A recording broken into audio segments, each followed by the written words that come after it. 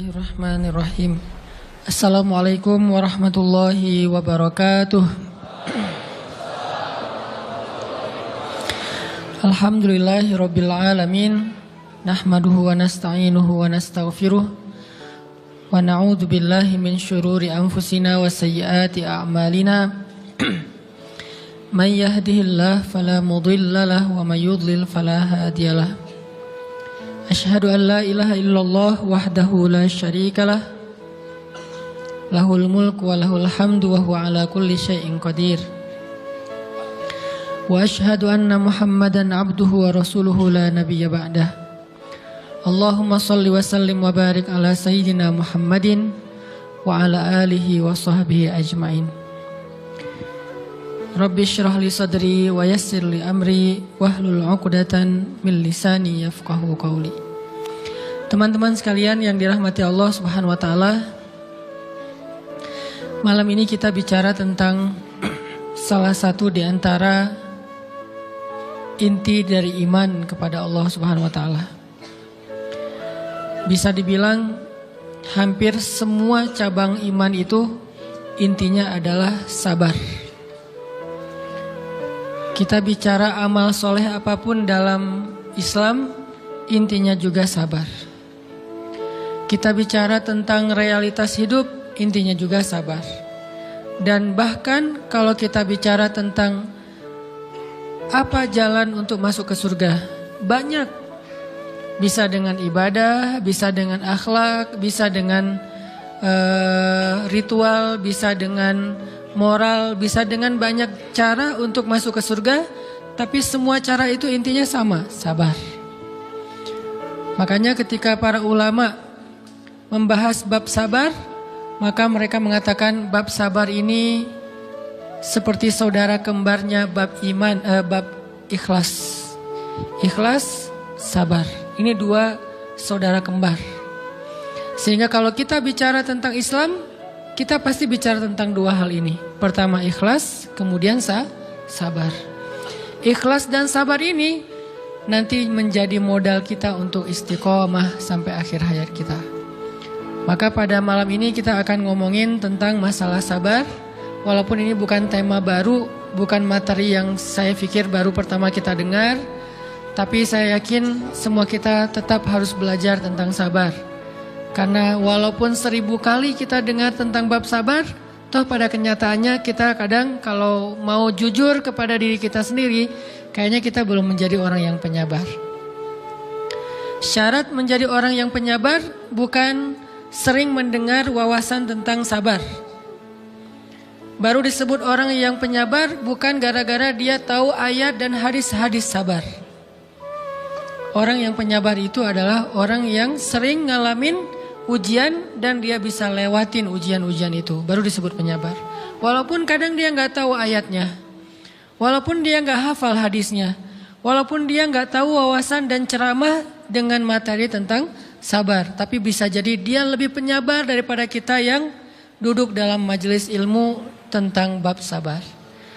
Makanya kita butuh terus untuk belajar sabar, di-refresh lagi dengan kajian-kajian kayak gini. Mudah-mudahan dengan sifat sabar kita akan mendapatkan banyak kebaikan dari Allah Subhanahu wa taala.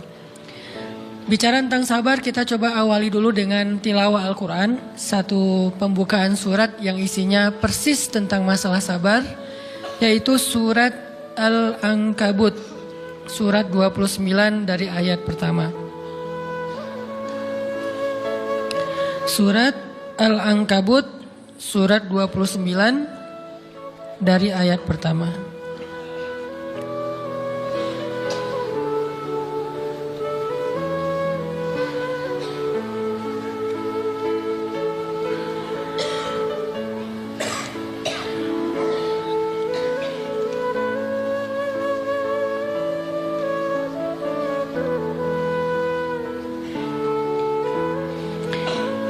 A'udzu billahi minasy syaithanir rajim. Silakan.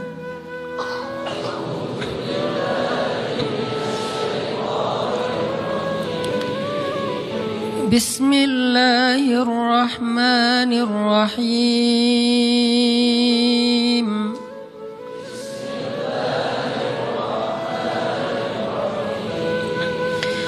Alif Lam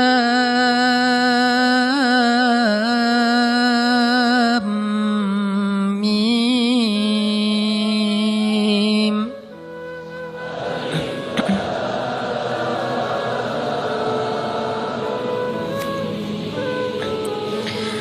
Ahasiban nasu an yutraku an yaqulu amanna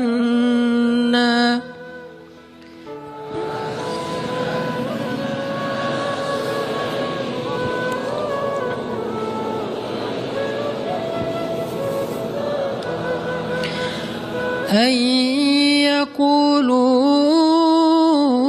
amanna wa hum la yuftanun.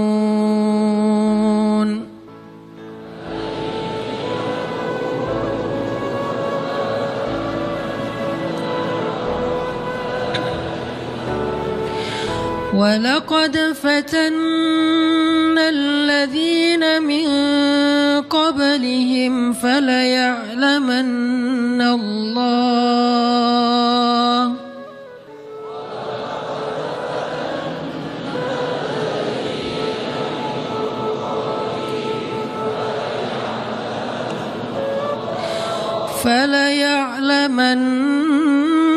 اللَّهُ الَّذِينَ صَدَقُوا وَلَيَعْلَمَنَّ الْكَاذِبِينَ.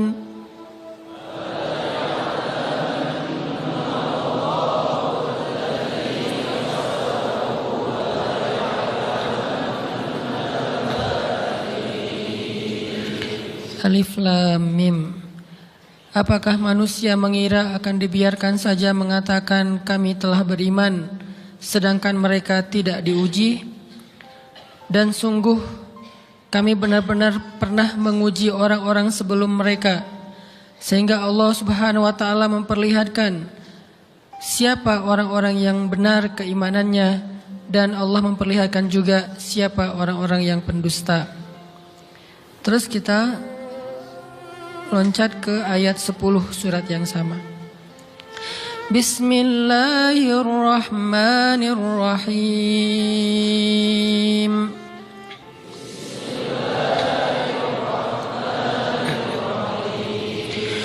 Wa minan nasi man yaqulu amanna billah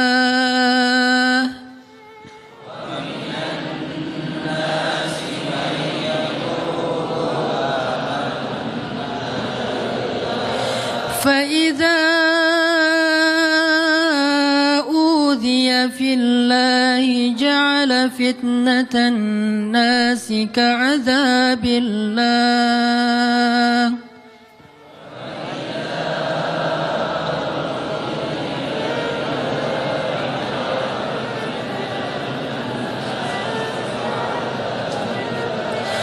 وَلَئِنْ جَاءَ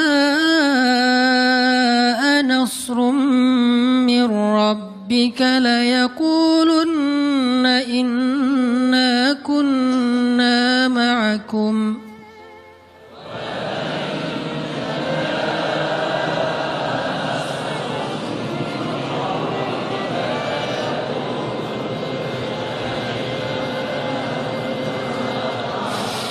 أَوَلَيْسَ اللَّهُ بِأَعْلَمَ بِمَا فِي صُدُورِ الْعَالَمِينَ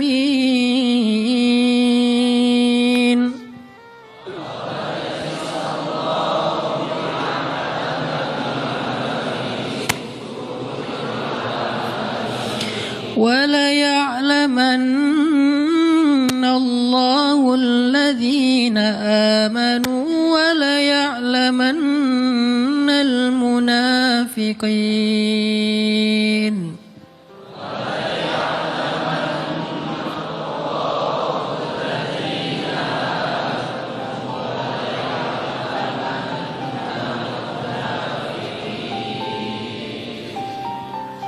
Dan di antara manusia ada orang yang berkata, kami beriman kepada Allah.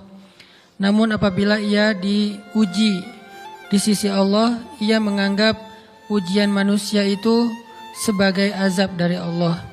Dan sungguh jika datang pertolongan dari Tuhanmu, mereka pasti akan berkata, sesungguhnya kami ikut bersama kalian.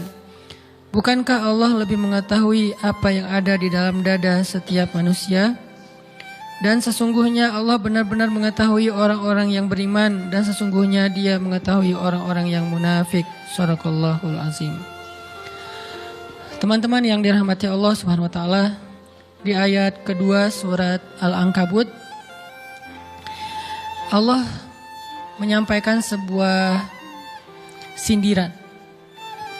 Allah nyindir dengan bahasa, emangnya manusia fikir Allah akan biarin aja mereka mengatakan kami telah beriman, sementara mereka tidak diuji.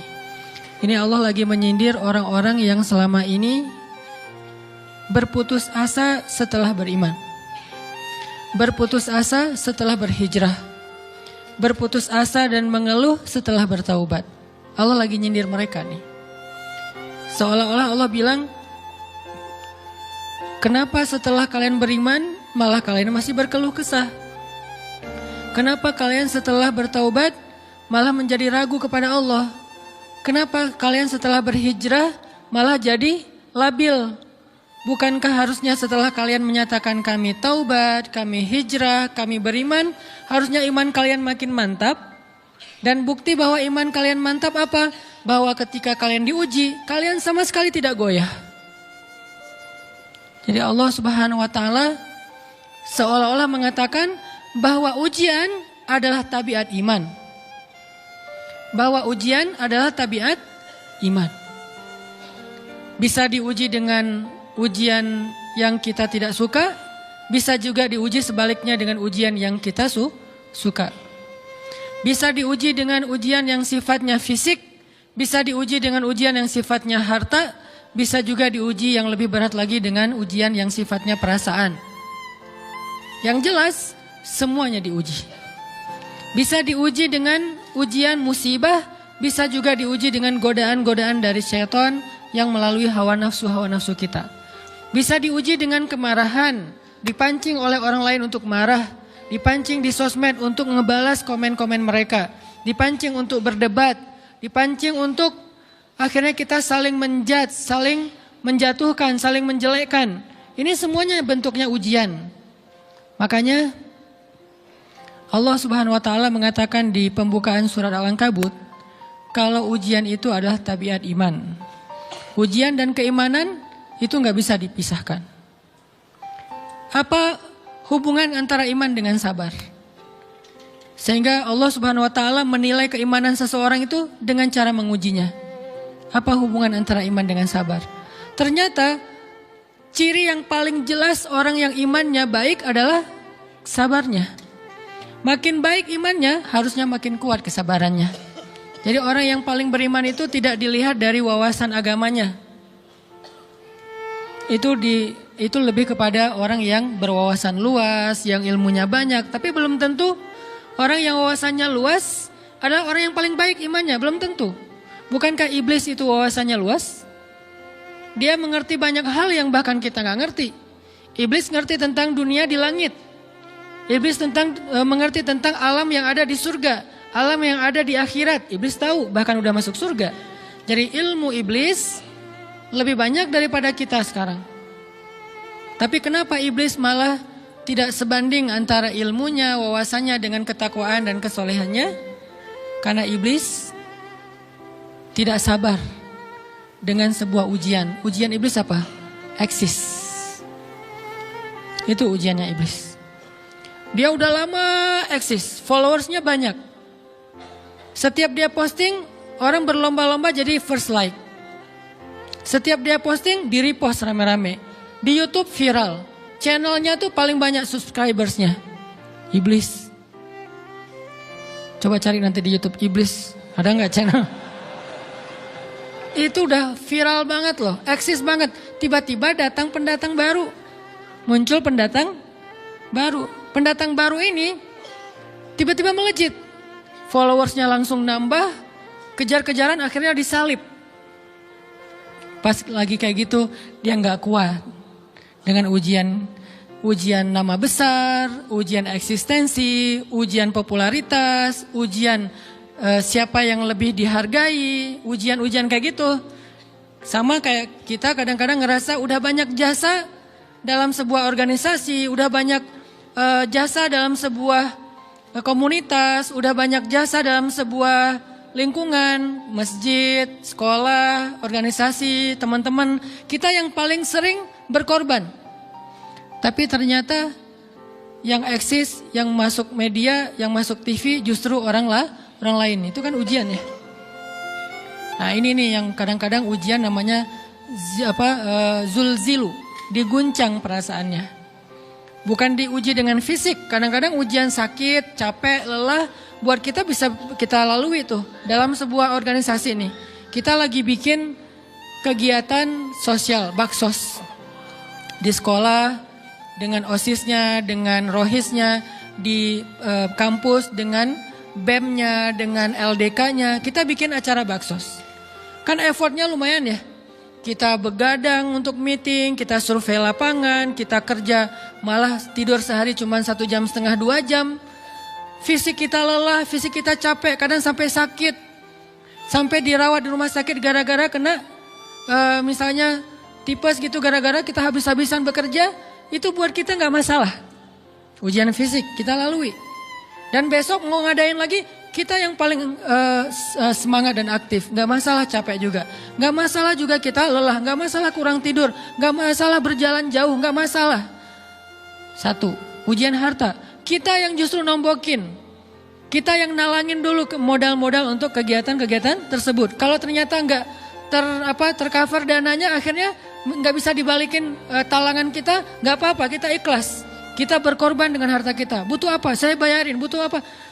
Kita lewatin ujian harta, tapi begitu ujian perasaan, kita udah capek, lelah, kurang tidur, nombokin, nalangin, habis-habisan, ternyata teman kita yang jadi ketua panitia ada kadang cuma masalah itu doang, atau dia yang jadi PR-nya.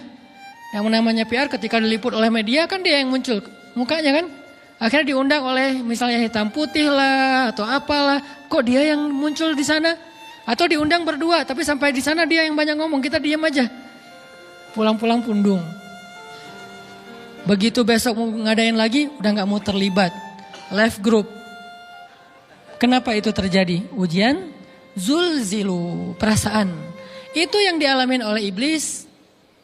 Iblis rela banget disuruh beribadah, sujud beribu-ribu tahun, kuat iblis. Kalau kita mungkin jidatnya hitam, kalau iblis mungkin udah kepala-kepalanya hitam, saking rajinnya sujud. Wah, ibadahnya udah ribuan tahun. Iblis disuruh berkorban dengan harta yang dia miliki, dia kasih aja semuanya. Tapi kalau disuruh dia ngalah dari Adam untuk memimpin alamin, menjadi khalifatullahi fil ard, menjadi pemimpin wakilnya Allah di muka bumi, buat iblis ini berat. Kenapa dia? Ana khairum min, saya lebih baik daripada dia. Saya lebih senior daripada dia. Saya lebih sehat daripada dia, saya lebih keren daripada dia, saya lebih. Ujian emosional, ujian ego, ujian perasaan, itu yang lebih berat buat kita. Kadang sakit dan dirugiin orang lain, teman segala macam kita masih oke lah. Selama ini asal kita ngumpul selalu gua yang bayarin, oke deh, gak usah dibahas. Baru dibahas nanti pas sakit hati. Kalau belum sakit hati kan gak dibahas kan? Gak apa-apa deh, kita terus yang bayarin, kita traktirin ngopi apa segala macam. Gak pernah dibahas. Kebersit sih di benak kita, cuman gak mau dibahas. Kenapa? Udahlah biarin aja, easy going. Kemudian kayak kita yang capek harus rempong sana kemari segala macam. Selalu acaranya di rumah kita, akhirnya kita yang bayarin, kita yang rempong, nyiapin segala macam, bebersih sendiri. Tapi begitu ada yang nyakitin perasaan kita sedikit aja, semua itu balik lagi. Dari dulu ya. Nah, keluar kan? Kenapa? Dipancing oleh ujian perasaan. Jadi ternyata yang paling berat itu adalah zulzilu, diguncang perasaannya. Kita kadang-kadang habis-habisan buat seseorang, gak masalah. Hujan-hujanan dia yang pakai jas hujan, kita gak pakai apa-apa, gak apa-apa. Sakit-sakitan juga, dikerok dan segala macam, biarin aja. Kalau perlu misalnya kalau bannya lagi kempes, dia naik Grab, kita dorong-dorong motor terus cari tempat segala macam sampai tengah malam. Nggak apa-apa deh buat dia. Apa sih yang nggak buat kamu? Begitu dia selingkuh, keluar semuanya. Mulai list report keuangan. Wah dulu sekian, sampai uang receh-receh juga dihitung kan ya. Kenapa bisa kayak gitu? Perasaan kan? Nah ini nih yang kita coba belajar. Mungkin malam ini kita lebih banyak membahas tentang sabar terhadap ujian perasaan. Karena banyak macam-macam ujian. Nah gimana kita memanage perasaan kita. Gimana cara kita merecovery perasaan kita dengan bab sabar. Insya Allah nanti akan kita lanjutkan setelah selesai sholat isya. Barakallah. Bismillahirrahmanirrahim.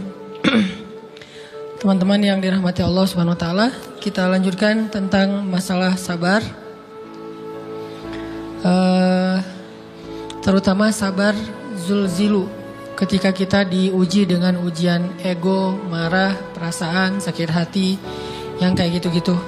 Ini ujian jauh lebih berat daripada ujian fisik dan ujian harta. Termasuk rasa cinta, rasa benci, kadang itu menjadi ujian.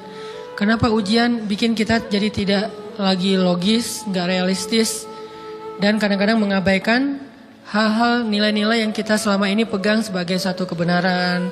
Kita ngabaikan batasan-batasan syariat. Ini semuanya ujian dari Allah Subhanahu wa taala. Sehingga tidak disebut orang yang beriman kecuali ketika Allah Subhanahu wa taala melihat dia sabar dalam ujian.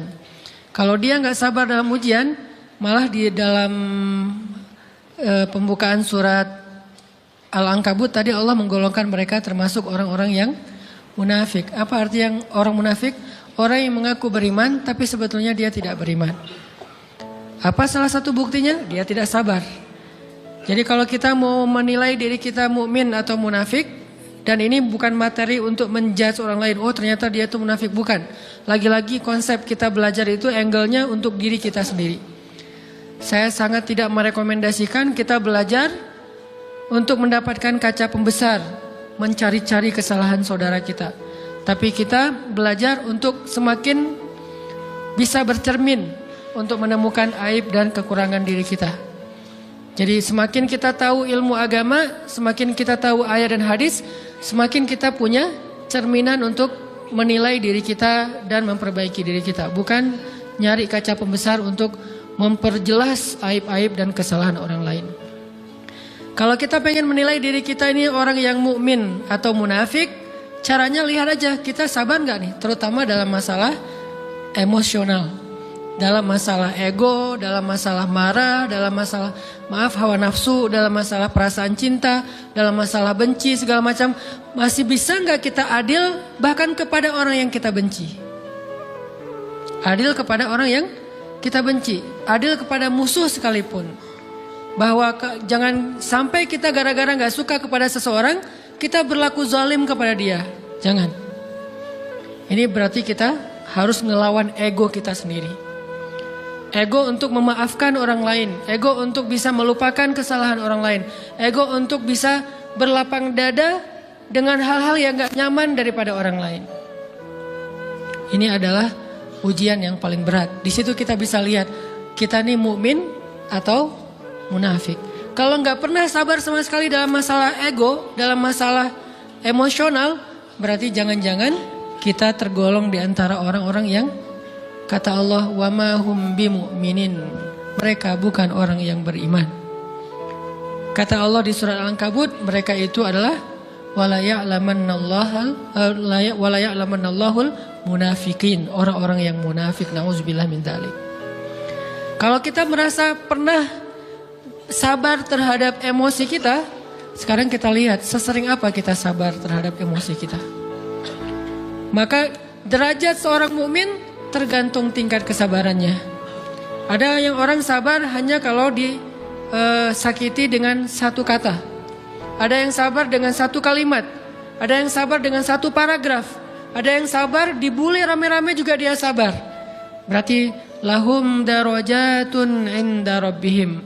Orang beriman juga bertingkat-tingkat. Dan tingkatan itu tergantung tingkat kesabaran kita dalam menghadapi ujian, salah satunya ujian emosional kita, perasaan kita. Sehingga teman-teman yang dirahmati Allah SWT, salah satu program kita untuk terus mengembangkan diri, program untuk tumbuh, program untuk memperbaiki diri kita di hadapan Allah itu adalah coba kita program dalam sehari aja, terus kita nilai berapa kali kita berhasil ngelewatin ujian emosional. Bukan cuman marah, termasuk cinta, benci, tersinggung, sakit hati, kayak gitu-gitu. Berapa kali kita bisa berhasil melewati itu dalam sehari. Gak usah seminggu, sehari aja. Di jalan, sama temen, di grup WA, di IG, di Twitter, di mana gitu. Coba kita lihat berapa kali kita bisa menahan diri kita dan bersabar. Bukan berarti tidak respon ya, bukan berarti pasif. Kita bisa merespon tapi dengan cara yang elegan. Kita bisa merespon tanpa harus memperlihatkan emosional yang meledak-ledak. Bukan berarti ketika disakiti orang, dihina dan segala macam kita diam aja. Gak selalu kayak gitu. Kadang-kadang kita perlu merespon untuk mengklarifikasi, tabayun kalau kata orang-orang yang dalam ilmu fikih. Kita harus tabayun. Tapi tabayun dengan marah itu beda. Tabayun dengan mencela itu beda.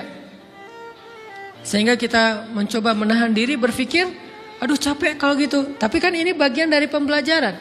Makin terbiasa kayak gitu, terbiasa elegan, maka otomatis jadi nggak terlalu repot lagi. Kan awal-awal bersikap pengen yang bijaksana, yang elegan, yang dewasa, itu kan kadang-kadang harus diusahain ya. Karena belum mengkarakter. Harus mikir dulu gimana ya sikap yang paling dewasa, gimana ya sikap yang paling bijaksana, gimana ya sikap yang paling wise, gimana ya sikap yang paling elegan, masih mikir. Tapi setelah berkali-kali kita latihan, lama-lama itu menjadi spontanitas kita. Dan kalau udah bisa kayak gitu, insya Allah kita sudah mulai meniru nih akhlak Nabi Muhammad SAW. Ini ujian perasaan banget. Kalau tadi saya ngasih contoh diselingkuhin itu sebetulnya cuman bercanda ya. Karena diselingkuhin ini pastinya bukan ujian, tapi musibah. Pengkhianatan ya, tidak ada tempat. Gimana kita ngelawan perasaan kita kalau lagi kayak gitu? Gimana kita ngelawan perasaan kita kalau lagi diuji? Gimana cara kita bersabar? Karena iman dan sabar itu bisa dibilang satu paket. Gak disebut orang beriman kalau gak sabar. Dan insya Allah orang yang sabar itu adalah ciri-ciri orang beriman. Gak mungkin disebut orang beriman kalau gak sabar. Kita pikir memang iman itu hanya ucapan. Kalau iman itu cuma ucapan, inna sholati wa nusuki wa mahyaya wa mamati lillahi rabbil alamin, gampang. Kalau iman itu cuma ucapan, hasbiyallah wa ni'mal wakil, gampang. Kalau iman itu cuma ucapan, la haula wa la quwata illa billah, gampang. Kalau iman itu cuma ucapan iyyaka na'budu wa iyyaka nasta'in, gampang. Tapi Allah mengatakan wa ma hum bimu'minin. Ahasiban nasu ayyutraku ayyaqulu amanna wa hum la yuftanun. Emangnya cukup dengan hanya mengatakan kami telah beriman lalu tidak diuji? Ternyata iman adalah sabar dalam ujian. Jadi nggak mungkin orang disebut beriman sementara dia tidak sabar, sementara dia emosional, sementara dia temperamen, sementara dia orangnya meledak-ledak, sementara dia orangnya mengeluh, sementara dia orangnya berputus asa. Nggak mungkin. Karena ulama mengatakan la tayasu, jangan berputus asa. Fa innal ya's laisa min akhlaqil muslim atau mu'min. Karena sesungguhnya keputusasaan bukan di antara akhlak orang yang beriman. Orang yang beriman itu tidak pernah berputus asa. Serumit apapun masalah kita, kalau kita punya yakin sama Allah bahwa Allah ala kulli syai'in qadir, maka kita pasti akan punya harapan. Kalau kita yakin bahwa Allahu Akbar, sebesar apapun masalah kita, Allah lebih besar daripada masalah kita kan? Bukankah kita mendengar Allahu Akbar, Allahu Akbar. Ada gitu yang lebih besar daripada Allah? Harusnya kita tidak pernah berdoa kepada Allah sambil mengatakan, ya Allah, saya punya masalah besar. Itu sama aja dengan kita ngeledekin Allah. Sama aja kayak kita datang ke teman kita bilang gini, saya mau pinjam duit. Enggak akan banyak kok, saya tahu kamu kalau kebanyakan kamu nggak akan sanggup. Kan nggak mungkin kita ngomong gitu kan ya. Saya lagi banyak hutang nih. Saya mau minta tolong sama kamu. Insya Allah saya nggak akan minta seutuhnya. Saya tahu kamu juga kurang duitnya. Saya minta dikit-dikit aja lah. Kan nggak gitu kan cara kita minta tolong. Sama aja kita doa, ya Allah saya punya masalah besar. Ngomong ke Allah punya masalah besar. Kalau kita ngomong ke manusia kayak gitu wajar. Tapi ke Allah, ya Allah saya punya masalah kecil nih. Apa? Ada hutang sedikit, berapa? 100 M. Allah kan ghaniyun, maha kaya. Jadi jangan pernah mengatakan 100 M itu besar di hadapan Allah. Kita ngeremehin Allah banget. Bukankah Allah maha kaya? Jangan pernah mengatakan bahwa musibah kita, ditinggalkan orang yang kita cintai, dibully seluruh dunia, itu besar di hadapan Allah. Bukankah Allah cukup buat kamu, kata kamu? Inna sholati wa nusuki wa mahyaya hasbiyallahu ni'mal wakil. Jadi Allahu Akbar. Sehingga kalau kita berdoa, ya Allah saya punya sedikit masalah. Bukankah Umar pernah mengatakan, ya nafsi, idza daqat alaikid dunya, fala taquli ya Rabbi indi hammun kabir, faquli ya hammun indi rabbun kabir. Wahai jiwaku, kalau kamu merasakan kesempitan, kegalauan, bingung, sakit, jangan pernah kamu mengatakan ya Rabbi saya punya masalah besar. Tapi katakanlah, wahai masalah, saya punya Rabb yang maha besar. Iman dan harapan, berharap itu nggak bisa dipisahkan. Iman dan sabar itu nggak bisa dipisahkan. Iman dan berserah diri atau menyerahkan urusannya, tawakul atau kita nyebutnya tawakal, nggak bisa dipisahkan. Bagaimana kita mau menyebut diri kita mukmin sementara kita nggak sabar ketika diuji dengan perasaan? Alhamdulillah kalau kita selama ini masih bersabar dengan ujian fisik. Ujian fisik yang setiap hari kita alamin apa? Lelah, capek, pulang kerja, pulang sekolah, pulang dari kampus, ngaji. Capek kan? Belum lagi macet-macetan, belum mandi pula. Dari tadi pagi, dari semalam kurang tidur, dan segala macam. Lelah, capek, ngantuk. Kadang-kadang sampai drop kesehatan kita. Kita bisa laluin itu. Gak apa-apa, capek-capek juga. Yang penting saya pengen belajar. Jalan nih jauh-jauh, ada yang dari Sumedang, ada yang dari Lembang, ada yang dari Banjaran, dari mana-mana datang pengen ngaji. Jarak jauh nggak apa-apa, macet nggak apa-apa, lelah nggak apa-apa, habis duit nggak masalah. Tapi sampai di sini kesenggol dikit aja sama teman kita dalam ucapan mungkin, dalam ekspresi kadang-kadang kita senyumin nggak dibalas senyum, atau mungkin hal-hal sepele. Itu bikin seolah-olah amal kita yang udah habis-habisan tadi jadi berkurang sampai habis pahalanya. Ujian perasaan. Kadang-kadang datang ke sini nggak ada rasa tidak nyaman sedikit mungkin dengan teman kita atau dengan orang yang di sebelah kita. Akhirnya kita merasa tersinggung. Akhirnya kayak jadi berlebih-lebihan.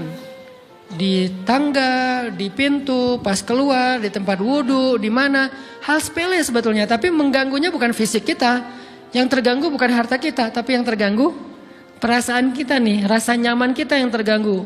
Seolah-olah hilang semuanya. Jadi gak berarti. Ini namanya ujian teman-teman. Mudah-mudahan kita bisa istiqomah dalam masalah perasaan ini. Pertanyaan sederhananya adalah gimana sih cara kita menghadapi itu? Saya juga lagi belajar, ini bukan kata saya ya, tapi saya coba merangkum dari beberapa hadis, dari beberapa ayat. Mudah-mudahan ini jadi semacam tips dari Allah, dari Rasul, cara kita supaya lebih sabar dalam menghadapi ujian, khususnya ujian perasaan. Pertama, saya mengambil dari hadis riwayat yang diriwayatkan dari Abu Hurairah, hadis Hasan. Nabi SAW mengatakan, "Ma yazalul bala'u bil mu'mini wal mu'minati fi nafsihi wa waladihi wa malihi hatta yalqallaha ta'ala wa ma alaihi khati'ah." Tidaklah seseorang selesai diuji, baik dia laki-laki, orang yang beriman, atau perempuan yang beriman, baik itu ujiannya terjadi pada dirinya, atau melalui anaknya, atau melalui hartanya. Artinya ujian harta, ujian fisik, ujian perasaan, sampai dia bertemu dengan Allah dan dia tidak punya dosa. Apa maksud dari hadis ini? ujian itu tidak akan berakhir kecuali kalau dosa kita sudah habis. Allah akan menguji kita terus untuk membersihkan diri kita dari dosa.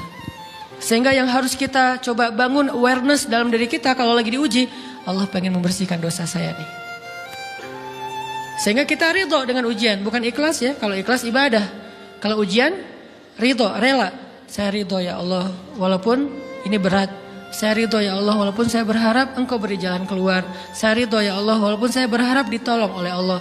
Tapi tetap ridho diberikan ujian itu. Sambil berdoa diberikan jalan keluar, ditolong, diberikan keajaiban. Cuman gak mau mengeluh. Dan berdoa meminta jalan keluar bukan mengeluh. Itu ibadah. Berdoa itu ibadah dalam Islam. Sehingga Allah suka banget sama hamba yang berdoa. Allah suka dengan hamba yang curhat. Nabi itu kalau lagi curhat, doanya aja bisa berjam-jam cuma doa doang tuh. Kayak hadis Aisyah pas lagi cemburu malam-malam kan. Aisyah lagi tidur. Ini jatah malamnya Aisyah. Tiba-tiba dia nyari-nyari raba-raba, Nabi gak ada, dicari di kamar mandi gak ada. Biasanya Nabi sholat di sebelah Aisyah. Wah curiga nih, jangan-jangan ke rumah si Fulan. Dicari ke rumahnya, ditelepon gak aktif, mungkin lagi dicas, datang ke rumahnya. Ketuk pintu. Hafsah, Nabi di rumah kamu enggak? Enggak Aisyah, beneran. Cari ke rumah Sofia. Sofia, Nabi di sini enggak? Enggak, beneran. Cari ke rumah Maria. Maria di sini enggak Nabi? Enggak. Kemana ya Nabi? Rumah istri-istri yang lain gak ada. Pas balik ke rumahnya, ngelewat masjid, ngelihat Nabi lagi sujud di Masjid Nabawi, di mihrab. Dan Aisyah mendengar Nabi menangis sambil berdoa. Dan sujudnya itu seperti membaca 1 juz Al-Quran. Dan itu isinya doa nangis. Robbi. Jadi kalau kita katakan gak usah banyak berdoa sama Allah, malu. Justru Allah suka kepada hamba yang berdoa. Justru sebaliknya, kalau kita jarang berdoa atau enggan berdoa, buat Allah itu orang sombong. Allah gak suka hamba kayak gitu. Kamu gak butuh saya, sama kayak kita lagi ada masalah, punya teman yang punya kelebihan harta, terus kita kayak bingung gitu nyari kesana kemari pinjaman, dia gak dikasih tahu. Pas dia tahu dari orang lain, dia ngomong apa? Kamu gak nganggap saya ya? Emangnya saya bukan teman kamu? Kok kamu punya masalah keuangan tapi saya gak dikasih tahu, malah saya tahunya dari orang lain? Tersinggung kan? Kalau teman kita aja tersinggung, apalagi Allah.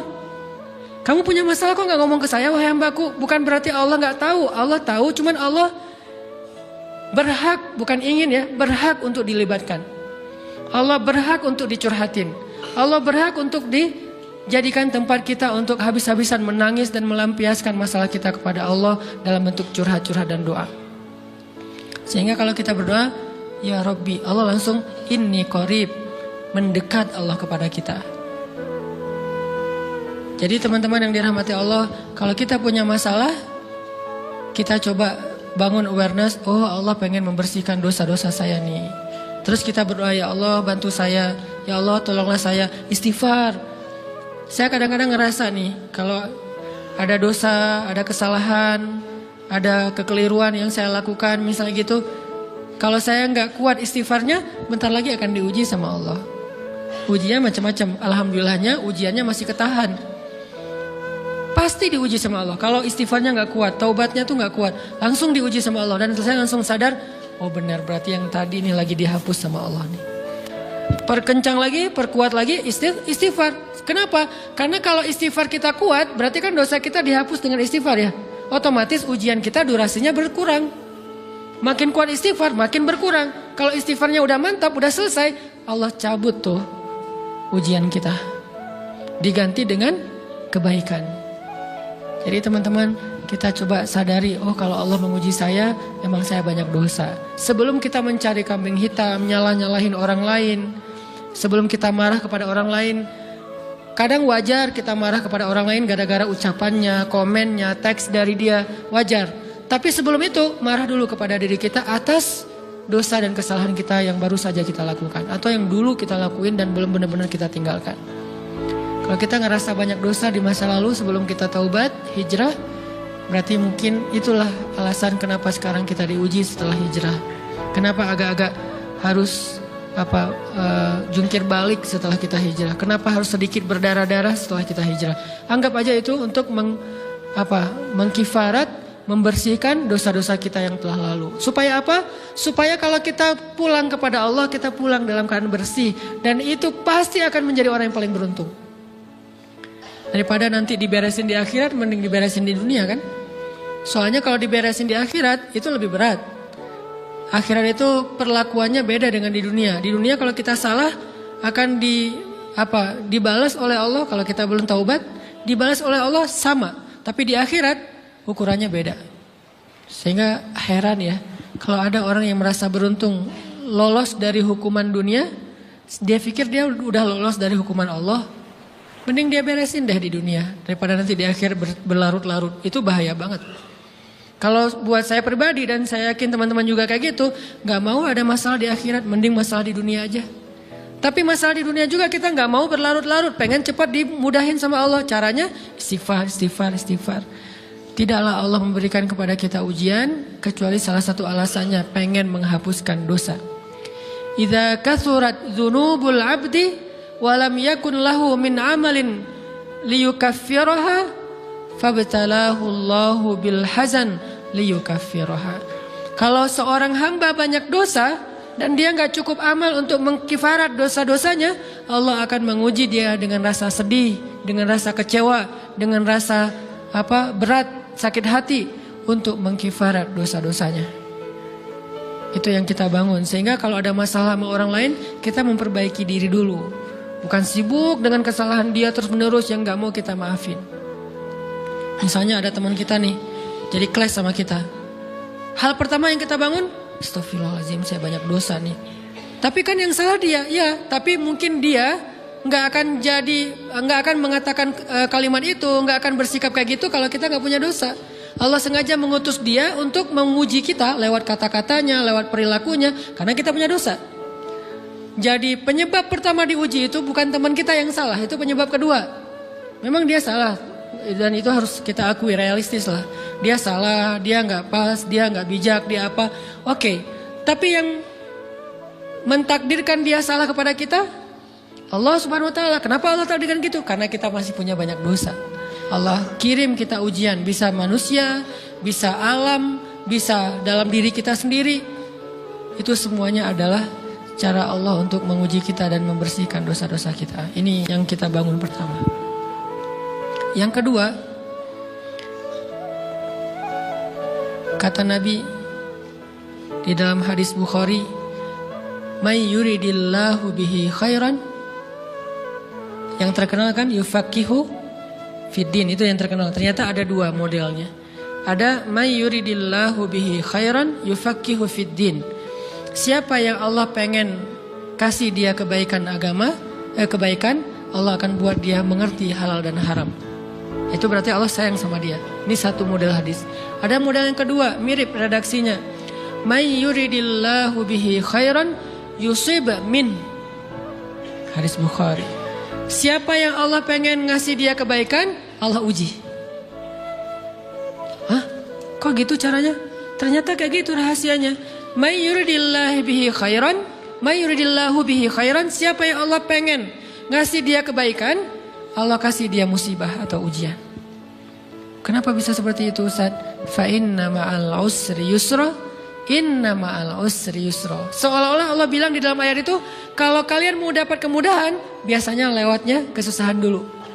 Kalau kalian pengen dapat keberuntungan, biasanya dapatnya kerugian dulu. Tapi keberuntungan dan kerugiannya pasti gak sebanding. Keberuntungannya jauh lebih besar daripada kerugiannya. Kerugian itu kayak modal doang, DP. Jadi kalau kita mau dapat kejutan dari Allah, Allah kasih kita DP. DP-nya apa? Ujian. DP-nya musibah. DP-nya rasa gak nyaman. Itu DP tuh. DP terhadap apa? DP dari Allah terhadap hadiah-hadiah besar yang Allah pengen ngasih ke kita setelahnya. Cuman banyak orang yang menolak DP ini. Sama kayak kita misalnya. Kalau kita mau ngasih dia hadiah, kita kasih dia kayak kejutan dulu. Dia lagi ulang tahun nih, disiram air dulu. Setelah itu dikasih hadiah-hadiah yang mahal. Rela gak disiram air demi hadiah? Rela, udah siramin lagi aja. Kalau setelahnya ada hadiah. Yang kita gak rela, kalau setelah disiram, disuruh bersih-bersih sendiri dan gak dikasih apa-apa. Kan gak rela tuh. Berarti ini bab iman. Yakin gak kalau Allah tetap ngasih hadiah? Kan sabar dan iman itu ternyata tahu aman, kembar. Kalau kita yakin Allah ngasih hadiah setelah ngasih kita DP ujian, ya kita akan sabar. Gak apa-apa deh, bentar lagi mau dikasih hadiah, digini-giniin juga gak masalah. Dibully, diapain sama Allah, biarin aja, ya Allah saya sabar. Kan bentar lagi mau dikasih hadiah nih. Ini masalah yakin. Tapi kalau kita gak yakin, apa sih maunya Allah gitu kan. Begitu kalimat ini keluar, maka yang muncul setelahnya adalah mengeluh, berputus asa, dan gak akan sabar menghadapi ujian. Ujian, kata Nabi, may yuridillahu bihi khairan, siapa yang Allah pengen kasih hadiah, siapa yang Allah pengen kasih kejutan, siapa yang Allah pengen kasih pertolongan, siapa yang Allah pengen kasih kebaikan, yusib min, Allah akan uji dia dulu. Ini sunnatullah, sehingga kalau kita lagi diuji, yang kita lihat jangan ujiannya, apa setelah itu. Gimana ngelihatnya Ustaz, gak kelihatan? Dengan mata hati. Istafti qalbak, tanya kepada hatimu, kelihatan gak? Dengan mata hati. Gimana ngelihat dengan mata hati? Dengan iman, saya percaya Allah pasti ngasih kebaikan setelah ini. Orang Allah sendiri yang ngomong, gak ada satu huruf pun di Al-Quran yang salah. Apalagi satu ayat, apalagi dua ayat. Fa inna ma'al usri yusra, ditegesin lagi.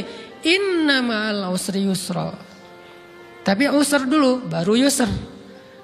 Dikasih kesusahan sedikit, dikasih kemudahan yang banyak. Dikasih kesusahan sedikit, dikasih kemudahan yang banyak. Ini yang kita coba bangun, tajdidul iman. Bangun memperbaharui yakin. Sehingga ketika kita diuji, sedih, wajar. Mengaduh sedikit, bukan mengeluh ya. Kalau mengeluh kan nyalahin Allah. Kalau ngaduh, yang namanya orang dicubit kan, itu ngaduh. Tapi kalau, apa sih maunya Allah? Nah itu ngeluh. Antara mengadu dengan mengeluh berbeda. Mengaduh, itu manusiawi. Sedih, itu manusiawi. Air mata, bahkan bukan hanya manusiawi, itu rahmat dari Allah. Orang yang gak bisa menangis itu yang bahaya. Kalau kita masih bisa menangis, berarti kita masih peka hatinya. Bukankah anak kecil paling sering menangis? Berarti hatinya peka. Siapa lagi selain anak kecil yang paling sering menangis? Cewek. Cowok itu emang gak punya perasaan, makanya jarang nangis. Cewek dikit-dikit nangis, jangan bilang, cemen banget sih nangis, cengeng apa. Enggak, karena dia perasaannya lebih peka dari kita. Itulah kenapa Allah menitipkan bayi kepada perempuan. Kalau dititipin ke laki-laki hancur. Di balik kepekaan perempuan, di balik sensitifnya perempuan, di balik perasaannya yang luar biasa, di situ Allah Subhanahu wa taala menitipkan amanah, dia yang paling baik dalam merawat bayinya. Perempuan secara umum mungkin lebih banyak bicara daripada laki-laki ya. Walaupun ada orang yang perempuan pendiam banget, ada yang nggak ngomong sama sekali, misalnya diem-diem aja, ada. Tapi secara umum perempuan lebih banyak berucap daripada laki-laki. Emangnya ini kekurangan? Bukan. Ini kelebihan. Kalau dia berikan itu dalam hal yang tepat. Apa yang tepat? Mendidik anak. Justru karena perempuan banyak ngomong, lebih baik dalam mendidik anak daripada laki-laki. Laki-laki itu kurang mendidik, kurang mengedukasi kepada anak dengan usia tertentu karena dia jarang memahamkan. Salah hanya marah, salah hanya ditegur. Kalau ibunya jelasin, gini sebelum tidur ibunya yang ceritain banyak cerita. Saya sendiri ngalamin sering mana seorang ayah sama ibu interaksi sama anak dalam bentuk verbal. Sering ibu. Jadi menangis itu rahmat dari Allah. Gak apa-apa, nangis saja. Dan itu tidak disebut mengeluh. Kamu kok nangis? Kan orang Islam harus sabar. Emangnya nangis dengan sabar itu bertolak belakang? Sabar tetap sabar. Ya nangis jalan aja terus nangis. Nangis pakai nangisnya nggak cuma nangis doang, emotikonnya juga nangis, berderai-derai gitu. Sampai air matanya menggenang gitu kan ya. Boleh lah. Ditambah lagi dengan visual menangisnya. Posting bahwa dia lagi tertusuk duri dengan postingan kaktus atau apalah. Dia pengen share ke semua orang bahwa saya sedang sedih. Sehingga nanti ketika ada orang yang menghibur dia dengan sedikit kata-kata yang sabar ya segala macam, wah makin berderai-derai. Itu belum jadi. Kecuali dia keluarkan kata-kata mengeluh, baru dia disebut orang yang banyak mengeluh, berputus asa. Kalau mengaduh wajar. Walaupun ada nabi udah diuji berat gak mau mengaduh, apalagi ngeluh. Zakaria digergaji mengadu aja enggak. Kenapa? Karena kata malaikat kalau kamu mengaduh sedikit aja, maka Allah Subhanahu wa taala akan menghancurkan kaum ini. Dia kasihan kepada kaumnya, enggak mau mengaduh. Satu-satunya orang yang kita tidak boleh mengaduh hanya orang tua. Atau itu mengeluh kalau untuk orang tua. Kalau yang lain enggak disebut mengeluh. Kalau ke teman, Malas ah, nggak apa-apa. Jangan sering-sering tapi. Apaan sih? Ke teman boleh. Tapi ke orang tua, saja. Itu bukan lagi mengadu, itu sudah mengeluh. Khusus untuk orang tua. Kalau di antara manusia. Kalau kepada Allah dan Rasul, pastinya lebih dari itu. Ketika kita diam saja, tidak langsung beranjak sami'na wa ata'na labbaik ya rabbi wa sa'daik, enggak memenuhi panggilan Allah, itu sudah disebut bagian dari kufur ingkar. Tapi minimal kita mungkin masih mengaduh, kita masih menangis, kita masih lelah, kita masih merasa lemah. Setidaknya kita tidak mengeluh. Kenapa? Kita percaya Allah kalau mau ngasih hadiah kepada hambanya, DP-nya itu ujian. Dan yakinlah hadiahnya minimal 10 kali lipat lebih baik daripada ujian itu. Minimal, karena nggak ada amal soleh yang dibalas di bawah 10 kali lipat tuh nggak ada. Amal soleh, amal ya bukan niat. Amal yang udah kita kerjakan minimal dibalas 10 kali lipat. Minimal, maksimalnya bighairi hisab, tanpa batas. Bighairi hisab, tanpa batas. Ada yang 700 kali lipat kayak sedekah. Tapi tetap aja ayat sedekah di akhirnya ujung-ujungnya apa? Bighairi hisab juga kan? Berarti sedekah itu minimal dibalas 700 kali lipat. Minimal. Kalau kita yakin. Selalu syaratnya kalau kita yakin. Dan saya ngebuktiin itu banget. Saya pernah ngalamin lagi jalan-jalan di sebuah kota yang ada becak kayuhnya, becak sepeda gitu ya. Jalan terus saya bilang, Pak berapa ongkosnya? 20.000. Udah naik aja 20.000. Karena kita keliling-keliling kota, ternyata saya jadi kasihan sama dia 20.000. Kasihan kan 20.000 dibayar keliling kota, walaupun pas mampir beberapa tempat mungkin dia dapat tips ya. Tapi saya nggak tega gitu, dia cerita tentang anaknya lagi sekolah, apa segala macam, makin bikin baper kan. Pas selesai, saya kasih dia 100.000. Dari 20.000 dikasih 100.000 karena kasihan. Dan saya yakin, nggak mungkin sedekah itu sia-sia. Kan Nabi bersumpah kan, demi zat yang jiwaku di dalam genggamannya, tidak berkurang harta karena sedekah. Demi Allah, kata Nabi. Nggak berkurang harta karena sedekah. Berkurang harta karena belanja? Ya. Berkurang harta karena pacaran? Banget. Modal banget kan? Apalagi buat cowok. Tapi berkurang harta karena sedekah? Gak mungkin kata Nabi. Demi Allah gak berkurang harta karena sedekah. Berkurang harta karena istri? Enggak. Karena memberi kepada istri itu pahalanya lebih gede daripada sedekah. Makanya ngemodalin pacaran setelah nikah itu tumbuh berkah. Modal pacaran sebelum nikah itu hapes. Jadi kalau pengen modal nih, ngemodalin cewek, traktir, ngapa-ngapain, bayarin, jangan sebelum nikah. Sebelum nikah jadi orang pelit aja, nggak apa-apa. Tapi setelah nikah, jor-joran ngasih, apalagi yang, bayarin semuanya. Kenapa? Pahalanya lebih gede daripada sedekah. Bahkan lebih gede daripada infak fi sabilillah. Seorang suami memberi nafkah istri, itu pahalanya terkadang lebih besar daripada kita berinfak untuk fi sabilillah, untuk korban perang. Saya heran kalau ada orang sedekahnya rajin tapi ke istrinya kikir, aneh, berarti dia gak ngerti konsep. Padahal memberi kepada istri itu selama itu kebutuhan pokok ya, dan sedikit entertain, gak apa-apa asal gak berlebihan, itu luar biasa. Makanya saya kalau jalan sama istri yang yang mana? Itu yang Onit suka, oh ya Onit suka. Kasih aja, kenapa? Minta ini, kasih. Selama ada kan kenapa gak dikasih kan ya? Nanti Allah ganti, makin rajin kita ngebayarin istri kita, ngebelanjain istri kita, makin Allah ngasih yang kita nggak pernah duga-duga. Sampai istri kita cemburu sama kita. Kok kamu duitnya banyak banget sih? Kan gara-gara aku sering ngasih ke kamu. Ya udah sini lain lagi. Mau ditransfer berapa gitu kan ya? Saya ngasih 100.000 ke si bapak. Dan saya yakin teman-teman sedekahnya pasti lebih dari itu karena 100.000 saya sebut. Kalau 1 juta ke atas saya nggak mau nyebut, malu dong, ria ya.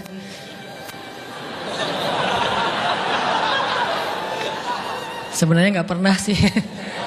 100.000 deh, karena kan kecil, saya kasih 100.000.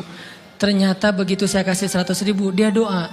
Nah ini nih, pentingnya sedekah ke orang yang membutuhkan tapi nggak minta-minta. Dia tulus, dia langsung doa, ya Allah Pak, mudah-mudahan rezekinya lancar, berkah, bertambah dan segala macam, bahagia keluarganya. Doa-doa ini semuanya dikabulkan dalam hitungan hari. Pertama, bertambah bahagia rumah tangganya, dapat kecupan dari istri. Dia nganggap suami saya cowok banget sih, mulai satu nih.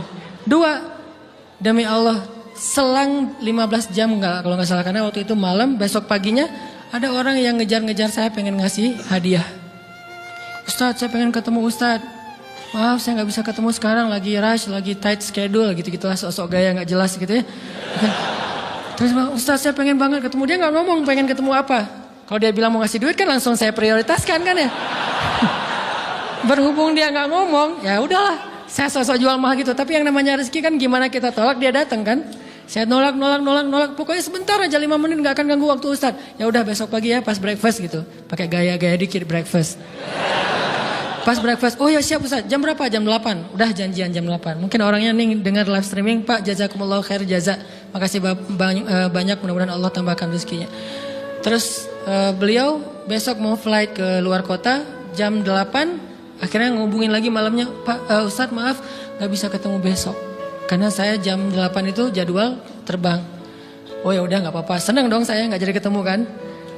Tahu gitu kan nyesel saya tuh, senang. Besok pagi jam 6, Pak Ustadz alhamdulillah ternyata penerbangan saya di delay ke jam 11. Allah delay penerbangannya demi ngasih rezeki buat saya. Kan luar biasa kan. Nah, ini hikmah kepedean saya, kegeeran kepada Allah gitu. Di delay demi saya. Kan kadang-kadang GR ya di depan Allah ya. Robbi akroman kan gitu ayatnya. Allah memuliakan saya dengan istighfar tetap. Akhirnya saya bisa ketemu Ustaz. Saya nggak baca WA-nya. Terlambat baca, baru baca jam 8. Dia udah mulai agak putus asa. Kayaknya udah gak mungkin ketemu nih. Jam 8 pas saya baca, ternyata orangnya nggak di delay. Ya udah saya balas, ya udah sekarang saya tunggu ya jam 9, maaf cuma sebentar. Nggak apa-apa Ustaz, 5 menit. Datang dia. Datang ngasih apa coba? Ngasih duit 200 juta. Demi Allah. Cuman berselang beberapa jam, saya tolak-tolak. Tahu gitu Pak, datang malam ini aja.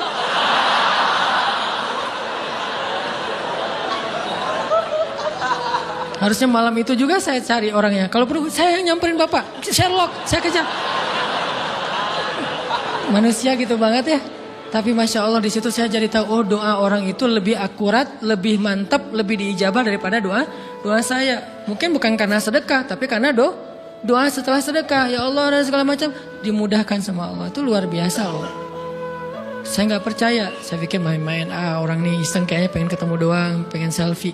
Ternyata pas saya cek, ditransfer, di capture, Ustadz udah ditransfer. Saya, jangan-jangan nih jebakan Batman gitu ya.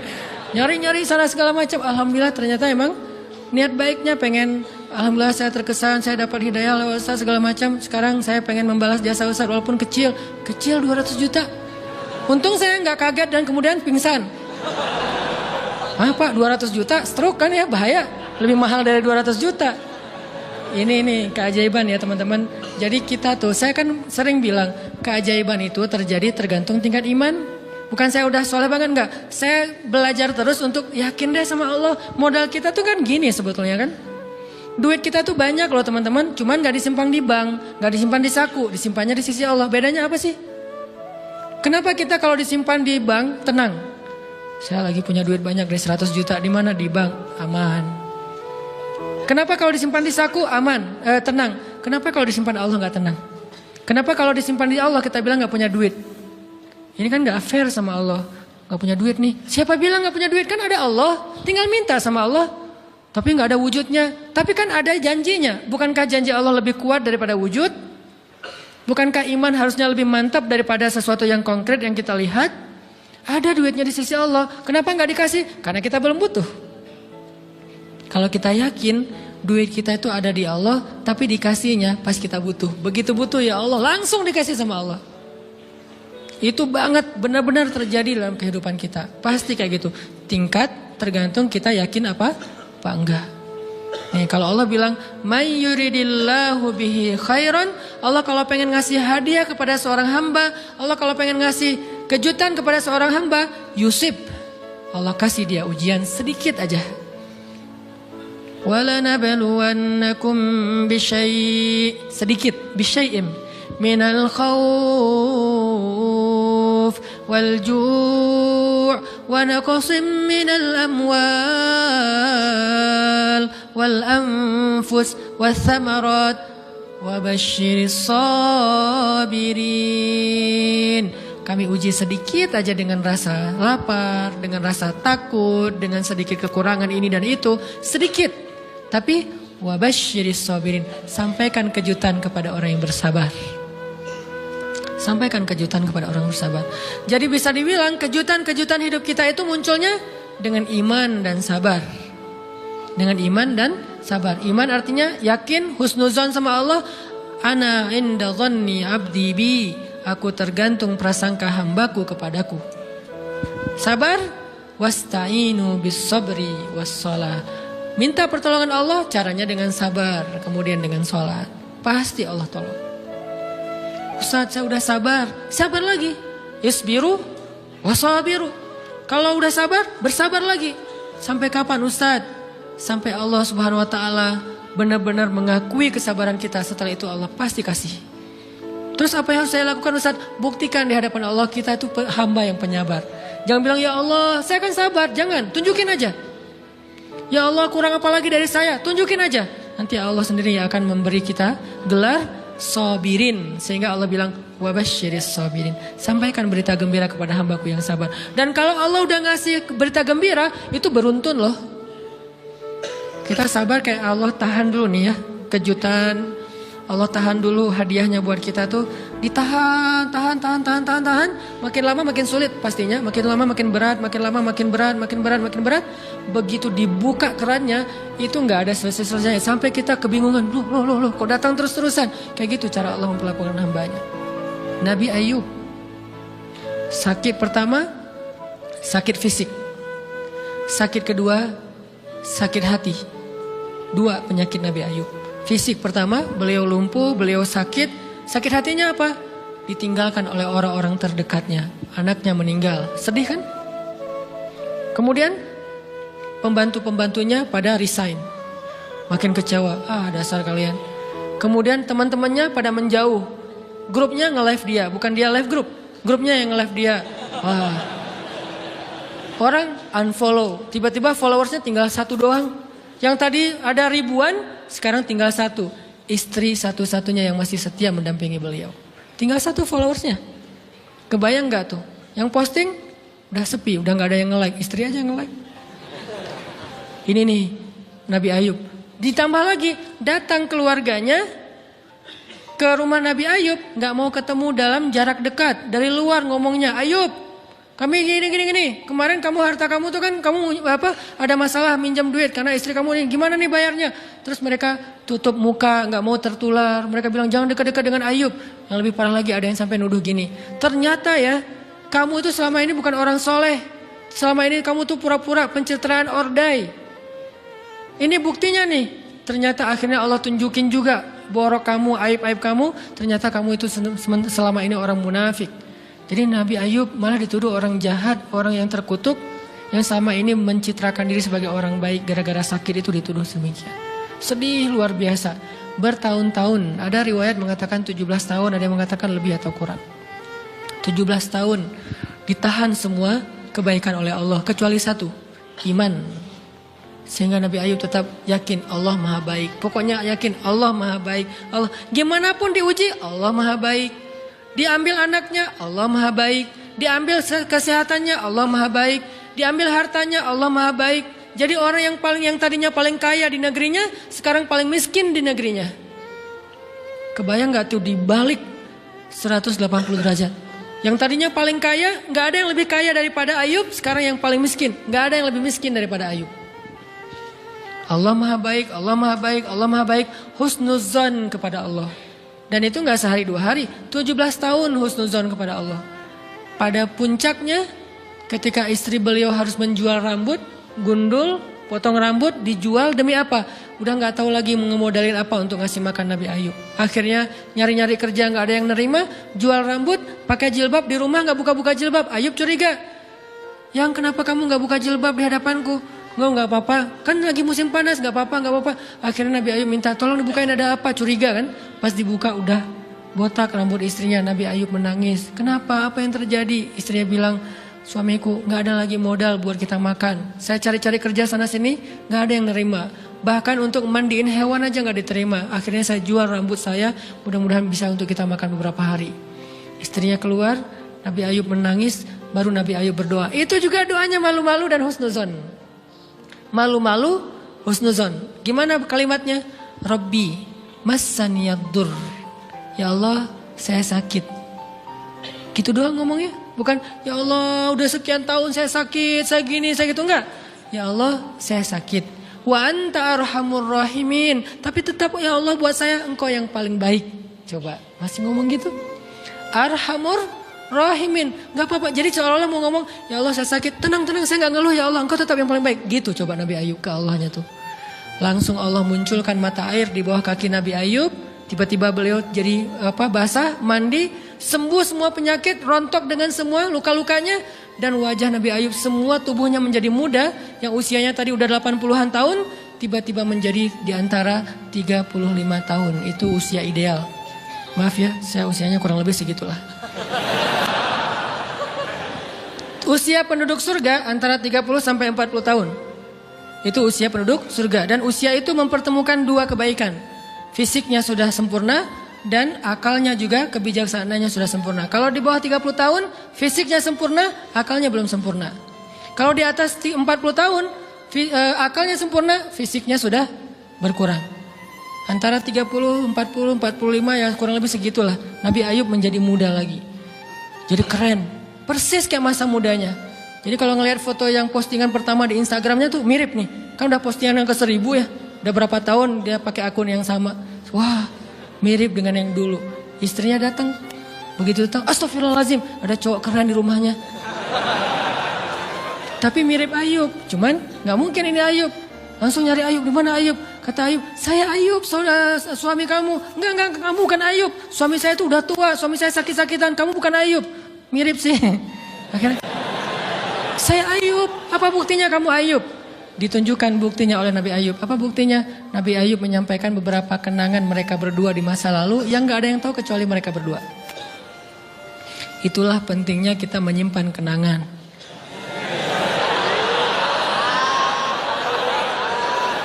Kalau ada masalah gitu kan, nauzubillah harus operasi wajahnya. Kamu bukan suami saya. Ada buktinya apa? Ada satu hal yang cuma kita berdua yang tahu. Kalau perlu jangan satu hal, banyak hal ya. Cuman kita doang yang tahu. Orang lain nggak tahu. Pas disebut itu benar, tidak ada yang tahu masalah itu kecuali kita berdua. Akhirnya dipeluk Nabi Ayub. Nabi Ayub ngajak istrinya untuk mandi di mata air yang sama. Istrinya mandi langsung muda lagi. Setelah itu Allah SWT beri mereka harta yang sangat banyak. Lihat kalau Allah udah buka, pertama fisiknya disempurnakan lagi. Kemudian Allah turunkan air hujan. Diturunkan hujan bukan air.